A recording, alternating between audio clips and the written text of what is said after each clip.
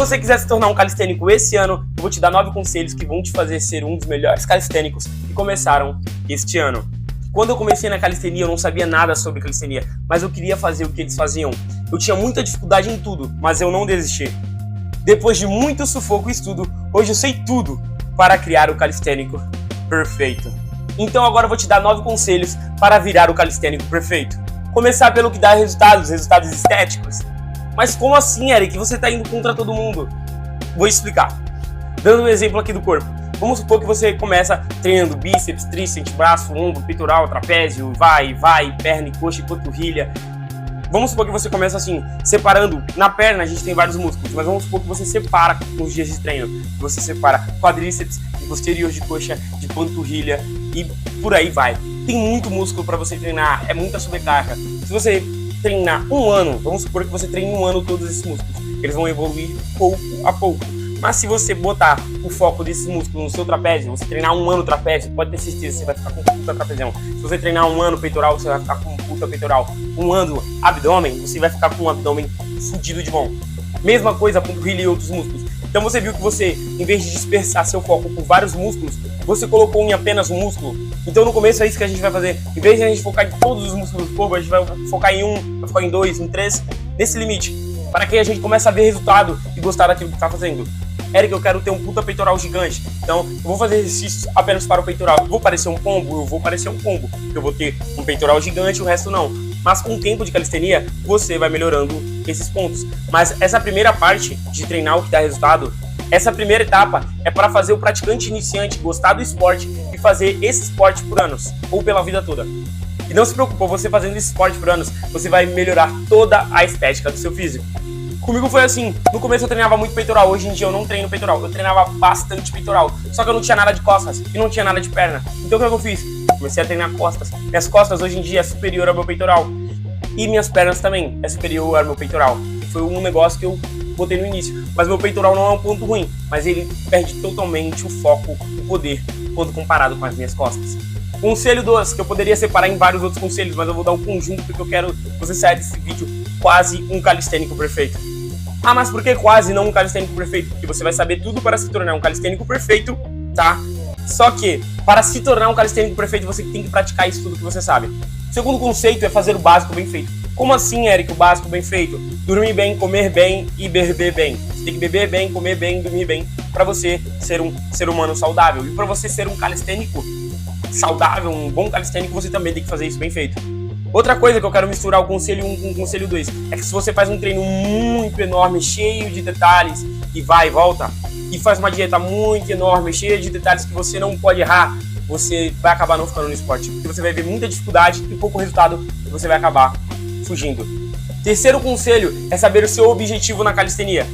Como assim objetivo? Se você quer ser um calistênico com um shape mais fudido de todos, como tem muitos calistênicos com shape, porra, incrível. Se você quer ser o calistênico com os movimentos mais fodidos de todos, como tem muitos calistênicos por aí. Então o conselho 3 é saber qual é o seu objetivo. Que tipo de calistênico eu quero ser? Eu quero ser o calistênico shapeado, que tem movimento, ou eu quero ser o calistênico que tem movimento, que é brabo nos movimentos e tem shape, tá? Porque você praticando movimento, você vai conseguir o shape. E você treinando, você vai conseguir dominar alguns movimentos básicos. Só que você tem que saber qual é o tipo de calistênico que você quer ser, tá? Qual que você vai colocar mais foco, esse ou esse. Conselho 4, seja objetivo quando você for dominar algum movimento. Como assim ser objetivo? Você tem que ser objetivo se você vai dominar movimentos estáticos, tá? Que são aqueles movimentos parados. Se você vai dominar movimentos dinâmicos de força, que tem vários, tipo muscle up, tipo handstand push-up e vários outros movimentos. Ou se você vai ser um calistênico do freestyle, que é aqueles movimentos acrobáticos que o calistênico é famoso por fazer. Mas por que eu não posso dominar todos, Eric? Você pode dominar todos, só que quando você faz um treino específico para estático, não é porque você tem um estático mais fudido de todos, você vai ter o freestyle mais fudido de todos. Porque os treinos são completamente diferentes. Exemplo, quando a gente faz uma Dragon Flag, é quase que um educativo pra gente fazer um back lever, pra gente fazer um front lever, pra gente fazer vários outros movimentos. A shoulder flag e por aí vai, vários outros estáticos, que depende de uma boa consciência na Dragon Flag. Já os movimentos de freestyle, eles dependem bastante dos básicos, você tem que ter os básicos bem feitos e tem que ter a coragem. Não adianta você ser o cara mais forte da calistenia se você não tem nem coragem pra girar numa barra. Você não vai conseguir ser o brabo do freestyle. Sexto conselho é colocar uma meta de treino pro movimento que você quer dominar. Só que essa meta tem que ser realista. Tipo assim, eu sou um cara que eu tô começando agora na calistenia. eu quero dominar o Abron Lever, só que eu quero pegar o Abron Lever em um dia. Essa é uma meta realista? É uma meta realista, porque muitas pessoas acabam dominando o Abron Lever no primeiro dia, a Frog Stand no primeiro dia, porque já vem com uma força preparada da infância. Como assim força da infância? Se você fazia flexões na sua infância, você já tem mais força do que quem não faz. Se você surfava, se você corria, jogava futebol, fazia basquete e por aí vai, vários esportes que a gente acaba praticando quando criança, vôlei, você já vem com uma carga de força maior do que uma pessoa, uma criança que só ficou no computador a vida toda. Então, sim, é uma meta realista, dependendo da força que você tenha. Pensa comigo que você é uma criança sedentária, ficou a vida toda na frente de um computador, na frente de um celular, na frente da TV, nunca gostou de praticar qualquer esporte, não se dedicava, não queria fazer. Se você for um sedentário acima do peso, você já vai ter dificuldade, porque você não tem força, é muito peso para poder controlar. Se você for um sedentário abaixo do peso, você não tem força e também não tem muito peso, mas você também não tem força, então fica difícil. Então a gente vai fazer os exercícios básicos, vai dominar a flexão. Tem muita gente que não consegue fazer uma flexão, tem gente que não consegue fazer uma meia flexão. Então depende de pessoa para pessoa. Beleza, você já conseguiu entender o que é ser realista. Então vamos colocar, eu quero dominar o back lever. Em quanto tempo um iniciante consegue dominar um back lever? Em 6 meses? Então vou me dedicar 6 meses nesse movimento. Se em 6 meses eu não conseguir o movimento, eu tenho certeza que eu vou estar perto, tá? Vou estar muito perto. E se antes de 6 meses eu conseguir o movimento, eu vou ter certeza que eu sou foda. Eu consegui dominar um movimento que era pra me dominar daqui a um mês, eu dominei hoje, tá? Eu dominei em 5. Então bota uma meta pra você não começar a treinar um movimento, parar e treinar outro, parar e treinar outro, parar e treinar outro. Pô, esse movimento é foda, parar e treinar outro. Foi bastante do que aconteceu comigo. Eu começava a treinar um movimento, mas eu tava aprendendo um movimento. Antes de eu dominar esse movimento, eu já via outros que eu achava mais foda ainda. Eu parava de treinar esse e ia treinar aquele. Então coloque metas de treino quando você for dominar um movimento. Galera, esse que eu acabei de falar era a 5ª dica. Eu falei que era a 6ª vem agora. Aprender a dividir e periodizar seus treinos. Mas por que aprender a dividir e periodizar seus treinos? Para que você saiba montar o melhor treino para você atualmente. Como assim o melhor treino para mim atualmente? Há um tempo atrás eu estava trabalhando só na praia, que é o meu negócio. Então eu tinha bastante tempo. Eu poderia falar para minha mulher, amor, fica aqui atendendo que eu vou ali dar um treino. Ia lá, treinava, voltava para poder fazer o atendimento do pessoal. Agora eu tô trabalhando na construção civil, que significa que eu saio de casa às 6h20 e só chego em casa às 5h30. Então, eu não posso parar para poder treinar. Eu não consigo montar um puta treino fodido. Tendo em vista isso, eu fiz 3 testes. Quais são os 3 testes, Eric? Eu testei entre eu trabalhar na construção civil treinando de manhã, trabalhar na construção civil treinando de tarde, e trabalhar na construção civil treinando à noite. O que eu menos tive resultado foi treinando à noite, tá? Eu não tinha energia nenhuma para treinar à noite. À tarde, eu conseguia treinar de tarde e estar preparado para a segunda leva, né? O segundo tempo do trabalho. E treinando de manhã, era bom que eu já ia cheio de energia no trabalho, né? Já ia feliz por concluir meu treino. Então, desses 3 horários, eu já desclassifiquei treinar de noite. Porque não faz sentido. Para outras pessoas podem... Pô, eu sou cabeleireiro, Eric. Faço cabelo o dia todo. Chego de noite, tô cheio de energia. É o melhor horário para me treinar. De manhã não, eu tô cansado e tal. Para mim, treinar de manhã e à tarde é o melhor horário. Eric, eu consigo treinar 5 vezes na semana, que para mim tá bom. Mas tem gente que fala, Eric, eu não consigo treinar 5 vezes, eu só consigo treinar 2. Então a pessoa tem que entender o que é periodização e o que é divisão de treino. Eu tenho um vídeo sobre tudo isso, tá? Tem um vídeo mostrando a diferença e vídeos falando sobre cada uma, explicando cada um. Então se inscreve nesse canal que tem muito conteúdo foda e vai acabar saindo mais ainda conteúdo foda. Então já se inscreve aí pra você não perder. Então o sexto conselho é saber o que é periodização de treino e divisão de treino, pra você montar o melhor treino, a melhor periodização pra você atualmente. 8º conselho, que eu julgo um dos conselhos mais importantes que não é qualquer atleta que pode te dar, tá? Esse foi um insight que veio pra mim, que é você aprender a diferenciar os níveis, tá? Os níveis dos movimentos. Como isso, Eric? Como que eu vou saber? Você vai usar a regulagem leal. Como assim? A gente vai saber qual é a dificuldade do exercício. A gente vai saber se o exercício é fácil, intermediário ou difícil. Como? A gente vai julgar essas 3 requisitos. Colocando o rolamento, tá? Eric, o rolamento é muito perigoso?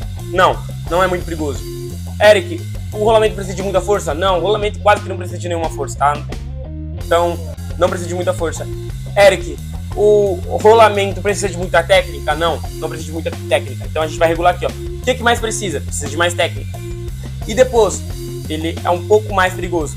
E depois, ele não precisa de nenhuma força. Então ele se enquadra em um movimento fácil. Outro movimento, tá? Back lever, tá? Eric, o back lever precisa de muita força? Precisa de uma boa força. Eric, É muito perigoso? Não é tão perigoso, mas ele é perigoso. Precisa de muita técnica? Não. Então, ele é um movimento intermediário. Falando sobre o Jump the Bar, tá? Que é esse movimento aí. Eric, o Jump the Bar é um movimento perigoso? É um movimento muito perigoso. Se você fazer qualquer errinho, você, porra, morre. Eric, o Jump the Bar é um movimento que precisa de muita força? Precisa de uma força considerável, tá? Eric, precisa de técnica? Precisa. Você precisa de uma técnica considerável, uma força considerável e é muito perigoso. Então ele se enquadra como um movimento difícil. Eric, quando que o Jump the Bar não é um movimento difícil? O Jump the Bar não é um movimento difícil quando você já tem a força, então você não precisa de tanta força, porque você já tem a força suficiente. Aí só fica o perigo, que ele é um movimento que se você errar, você se lasca. E a técnica, que você tem que ter a técnica, só que a técnica não é tão avançada. O que é maior nesse exercício é a dificuldade, né? O risco dele. Então aprenda a saber se o movimento é fácil, difícil ou intermediário, de acordo com você. Tendo em vista esses 3 pilares. Se você precisa de muita força para fazer o movimento, se esse movimento é muito perigoso e se precisa de muita técnica para fazer esse movimento. Galera, a quarta dica é mobilidade. Muitos dos calistênicos não se atentam à mobilidade. Só que a mobilidade vai te ajudar a não se lesionar, tá? E vai te ajudar a dominar os movimentos da calistenia. Mas como assim, Eric? Tá ligado? O back lever.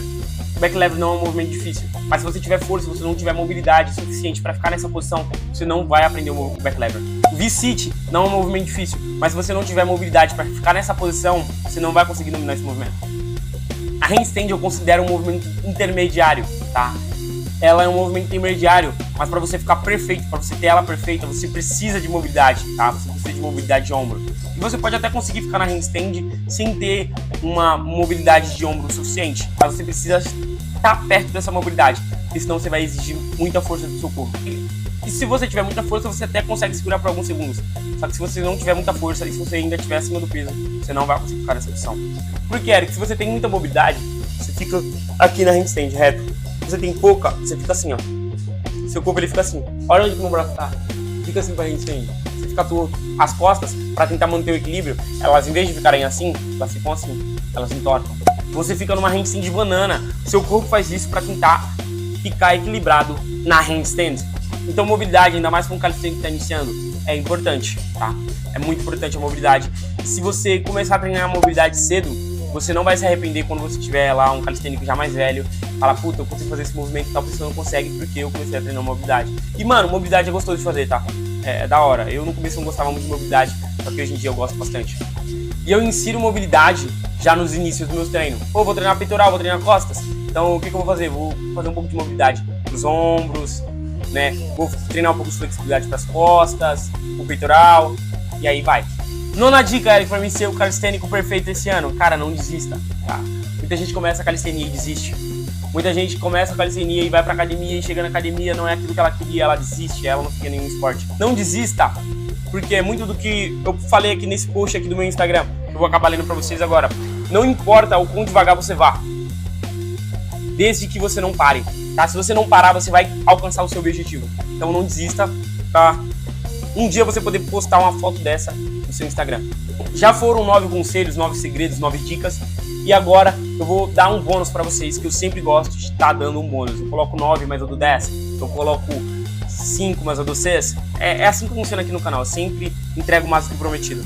E esse bônus é uma coisa que vai te ajudar muito, principalmente no seu começo da calistenia, que é você se inscrever nesse canal. Ah, é só jabá, só tá pedindo inscrito. Não, eu quero que você se inscreva nesse canal porque eu trago muito conteúdo de qualidade, tá? Muito conteúdo que vai te fazer evoluir. Tem muita gente que tá vendendo cursos de calistenia que, cara, não vale o preço que você tá pagando. Alguns vídeos do meu canal aqui do YouTube. Acaba com o curso do cara todinho. Ah, Eric, então me fala qual é o seu curso. Tá, vou te falar qual é o meu curso. Eu não tenho nenhum curso à venda, tá? Eu não tenho nenhum curso à venda porque eu não quero vender nada agora, não quero vender nada sobre calistenia e é isso. Quando eu quiser vender vai ser o puta curso, vai ser o melhor curso de calistenia do Brasil. Só que por enquanto eu não quero vender, tá? Então se inscreve nesse canal que eu tô trazendo muito conteúdo de qualidade e eu vou desmancar todos esses cursos, tá? Cursos de bostas. Esse cara até pode ter shape, até pode ter alguns movimentos, só que ele vende coisas que você acha muito melhor aqui em um vídeo nesse canal do que em 9, 20 aulas do curso deles. Então eu quero que você seja leal, se inscreva nesse canal, seja leal a você, as pessoas que você ama, tá? Principalmente seja leal primeiro a você. E nesse canal eu trago muito conteúdo foda sobre musculação, calistenia, vários outros tipos de esporte e principalmente eu trago conteúdos para te fazer evoluir. Então vem ser leal, seja leal a você e as pessoas que você ama. Esse canal é um compilado de como se tornar mais gostoso, mais gostosa, dominar movimentos incríveis e ser mais feliz. Tamo junto.